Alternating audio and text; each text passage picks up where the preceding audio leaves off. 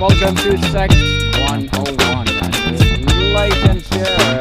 Sex 101 created for you to empower your success and information that molds you to become good about sex. Porn is more fun than God, the ache beneath our addictions. What is all about, Mr. Mick? Yeah, so what this episode is all about, this is exploring real desire, counterfeit connection, and why your soul still wants a love worth singing about. And this is about God, porn, or an artificial intimacy, but it's really about desire, not just sexual desire, but soul deep hunger, the ache to be seen, held, and known. I'm responding to Ben Schmidt's essay, Porn is More Fun Than God, and asking what it means when millions of us reach for algorithms instead of love. What do we lose when church feels like a funeral and porn feels like fire? What happens to a soul that stops singing? We'll talk theology, Leonard Cohen, Marvin Gaye, Bruce Springsteen, and the difference between spectacle and sacrament. In conclusion, maybe, just maybe, we'll catch a glimpse of the God who still sings to us, even in the silence.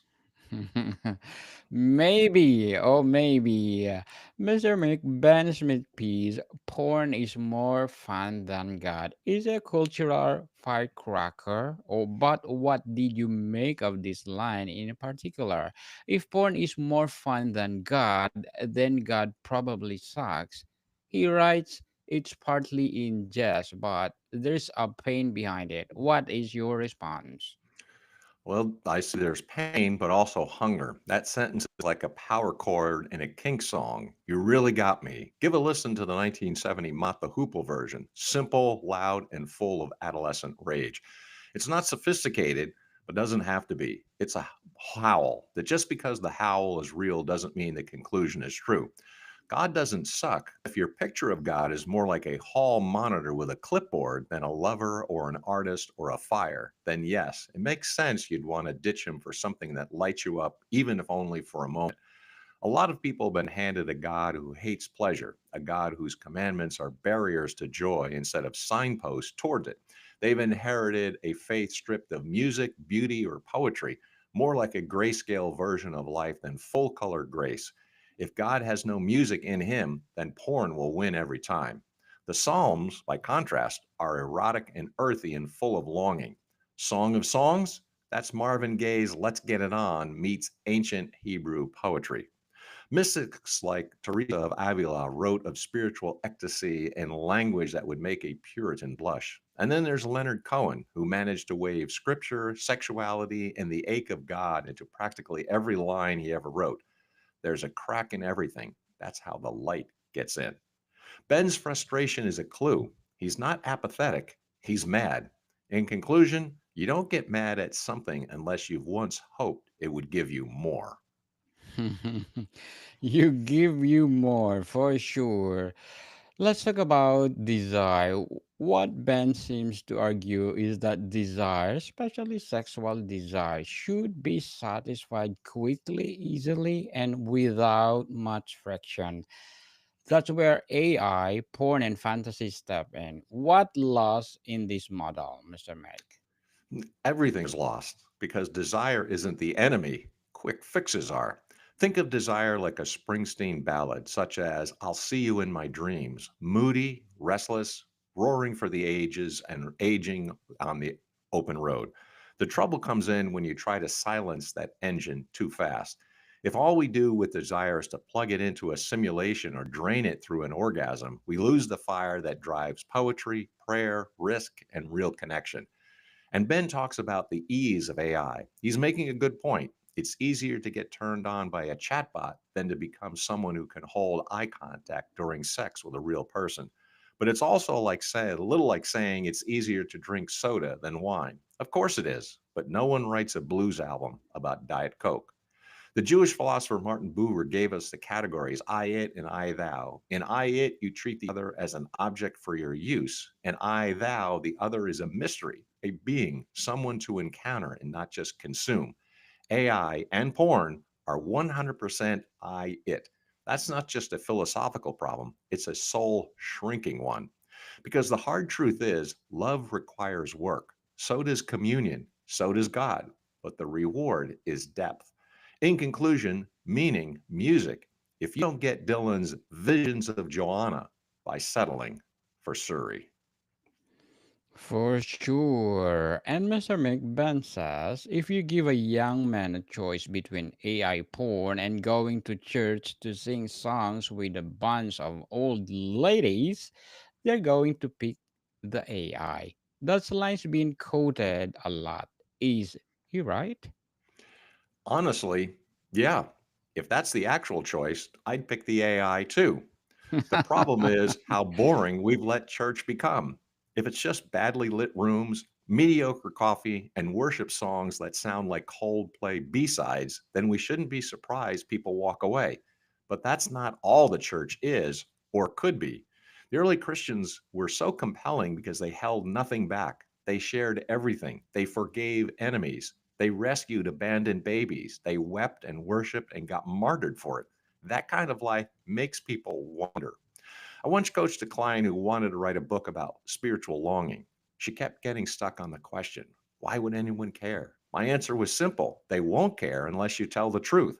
And the truth is, a lot of people still long for something bigger than themselves, but they've been burned by hypocrisy, by bad music, by being shamed instead of loved. If you grew up singing, Jesus loves me, but were never allowed to ask questions, you'll look for a new liturgy. If the church can't offer transcendence, then yes, people will take what the bots are offering. But what AI can't do is break your heart with beauty. If you can't hand a baby at baptism or walk with you through grief, it can't gather around your deathbed to sing you home. The choice isn't between AI and old ladies. The choice is between speckle and sacrament, between performance and participation. One leaves you with the lights off and your pants down. In conclusion, the other, with luck and grace, leaves you changed. You mentioned Leonard Cohen earlier. Let's talk more about music. What role does it play in this conversation? Music is the language of longing. It's the proof that we're made for something beyond algorithms. Why do breakups hurt more when set to Fleetwood Mac? Why does a live performance by Tracy Chapman or Nina Simone cut deeper than anything on your phone screen? Because music reminds you that you have a soul. Fleetwood Mac wrote the breakup album to end all breakup albums, Rumors 1977. Many of the best breakup songs in rock history live on in that record, burn of real relational implosions within the band. Go Your Own Way, Lindsey Buckham's explosive send off to Stevie Nicks, a bitter anthem for every clean break laced with resentment. Packing up, shacking's up, all you want to do. Tracy Chapman performs like someone who's endured silence and finally has the mic. Her voice doesn't strain for attention, it earns it. In her live performance of Fast Car, there's a fragility in the phrasing that doesn't come through on the studio version. It feels confessional. Nina Simone was a trained classical pianist turned civil rights prophet. Her performances are unpredictable, stormy, and often uncomfortable because she was trying to wake people up, not entertain them. Watch her sing I Ain't Got No, I Got Life live. You're not at a concert, you're at a reckoning. These reasons, there's a reason the songs and performances endure is for the same reason AI romance feels flat. Real heartbreak, real desire, and real presence can't be simulated. When a woman like Simone opens her mouth and the pain of a generation pours out, that's not content, it's communion. Porn doesn't need music, AI doesn't sing, but humans do, especially when we're in love or pain or trying to remember who we are. For instance, Dylan once stated, I've got to know that I'm singing something with truth to it. This underscores his commitment to authenticity in his songwriting and performances. Additionally, Dylan's song All I Really Want to Do from his 1964 album, Another Side of Bob Dylan, reflects a desire for genuine connection without pretense, aligning his emphasis on truth in his music. That's what music does. It tells the truth in a way our spreadsheets and simulations never could. It pulls you out of yourself and into something ancient and collective. The church used to do that, and sometimes it still does. In both coaching and liturgy, I've seen the same hunger. People don't want cheap, they want to feel. They want the minor chords and the real stories. That's why I tell my author clients, write like you've been in love and lost it. That's what makes something worth reading or hearing. In conclusion, maybe that's the core problem with AI romance since there's no music in it and just noise. Yes, indeed, just noise. You've talked about longing and loss, but what about boredom? Ben says God is boring. What would you say to that? I'd say boredom is real, and sometimes it's the fault of the church. We've made the divine feel like a DMV visit instead of a Dylan concert. But I'd say also that boredom often masks a deeper fear that if we sit long enough, we'll hear the silence, and maybe the silence will ask something of us. God doesn't always come with fireworks. Sometimes he shows up like a slow Leonard Cohen ballad, low, grave, steady. It's not always exciting, but it's real. And that's the thing. The real stuff, it takes time. It's like learning to love jazz or like letting an Ian Hunter story song wash over you until the last line hits and you realize it was about you the whole time. Hunter sings What's Normal Anyway in his song Fiction. This track delves into themes of constructed realities and societal norms, culminating in the poignant question. The song's lyrics explore the blurred lines between reality and fiction, reflecting on how modern life often feels scripted or artificial. The recurring question at the end underscores the song's central theme, prompting listeners to reflect on the nature of normalcy in contemporary society. AI won't bore you, but it also won't change you. In conclusion, if you want a love that shapes your soul, you've got to make peace with the quiet, the waiting, the long middle. The quiet, indeed. And if someone reads Ben's article and thinks he's right, God is boring, AI is better, what would you say to them, Mr. Mick? I'd say you're not wrong to want more, but I'd also say don't settle.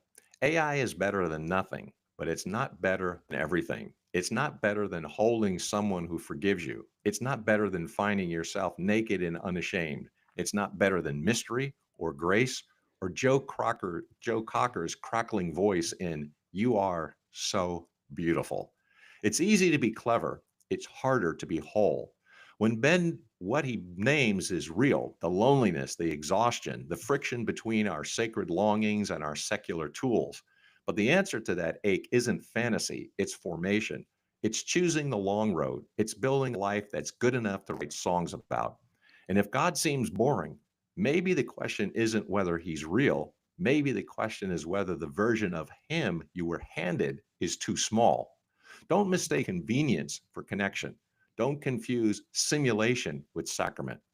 Thanks for listening. If anything here stirred you, if you've ever wrestled with the gap between what you want and what's real, know you're not alone. We're all trying to find a soundtrack that makes sense of our ache. So if this episode spoke to you, share it with someone who might be reaching for something more. And if you've got questions, stories, or an anthem to add, come to find me. I'd love to hear what you're writing. Till next time, stay honest, stay human, and don't forget there's a crack in everything. That's how the light gets in. In conclusion, you were made for more.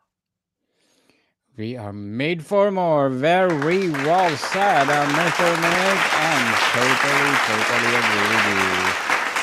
And porn is more fun than God. Is it not just blasphemy? It is a row of symptom of a deeper, often articulated human ache. It points to culture starved for immediate, effortless transcendence and connection.